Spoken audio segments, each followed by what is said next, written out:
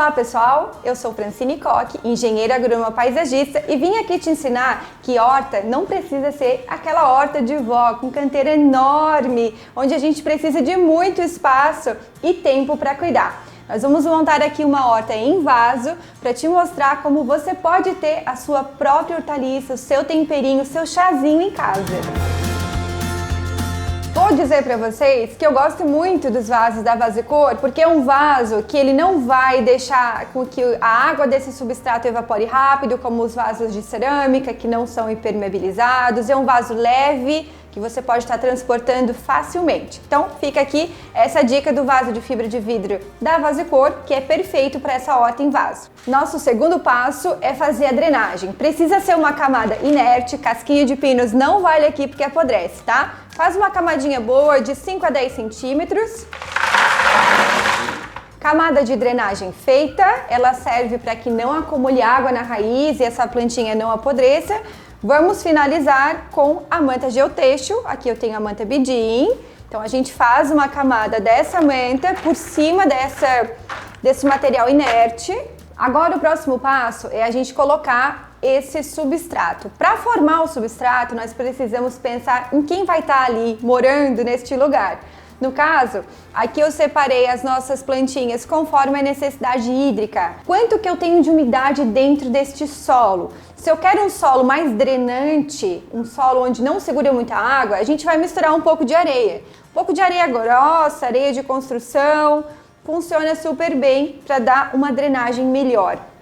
Se eu quero um vaso que eu tenho uma plantinha que precisa de muita água, eu posso estar adicionando argila, gente, sabe? O barro vermelho, barro comum, a gente adiciona um pouco porque ele vai fazer com que esse substrato fique um pouco mais firme e segure mais água. Então, aqui eu vou misturar o substrato, certo? O substrato de floricultura, desse que você compra bem fácil. O substrato, a areia e a argila podem estar em proporções iguais.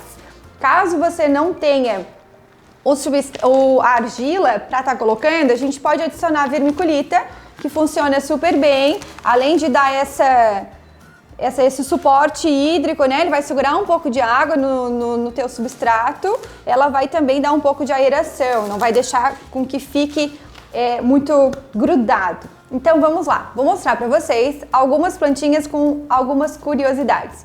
O alecrim é uma planta que gosta de pouca água e ele é bem resistente ao vento, gosta de muito sol. Já o nosso manjericão, aqui eu tenho um manjericão roxo, quando ele floresce, ele perde um pouco de sabor na folha. Então você pode estar tirando essa parte das flores. Não aconselho tirar todas, porque ela serve de alimento às nossas abelhas. As abelhas gostam muito de visitar o manjericão. Então, aconselho vocês a retirar, mas não todas, para ter sabor na folha, mas também deixar um pouco para as abelhinhas. Então vamos lá, vamos montar esse vaso conforme as características das plantas, para que todo mundo consiga viver bem. Vou plantar aqui o alecrim, que gosta de pouca água e muito sol, a sálvia, que também é uma planta que tem essa característica. Essas plantas de origem mediterrânea são assim, e são resistentes ao vento. E aqui eu tenho o tomilho. O tomilho gosta de dar os seus raminhos assim para fora, então dá para plantar ele na borda do vaso.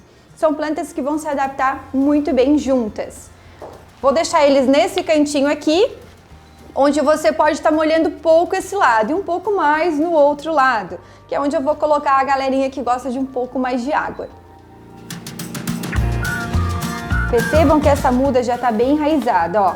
Então você já precisa plantar e já vai colher o melhor dela. Porém, daqui para frente você precisa cuidar dela com o máximo de carinho, colocar água na quantidade certa para que ela continue se desenvolvendo bem. Apertar bem a planta, cobrir o substrato em volta e dar uma apertadinha nela é fundamental para que ela fique bem firme.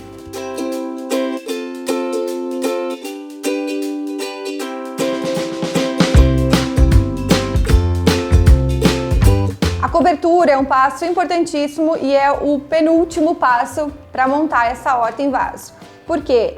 Essa cobertura vai evitar com que a água bata com muita força no substrato e vá compactando. Então ela é importante para segurar a velocidade da água, a velocidade do impacto e a velocidade que ela desce no substrato também.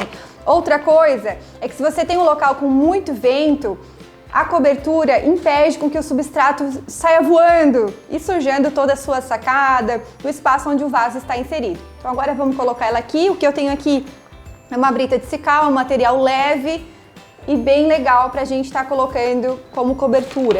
Mas pode utilizar também a casquinha de pinos, que ela também funciona bem, ou seixo também, até a própria argila expandida que a gente usou no fundo do vaso funciona bem também.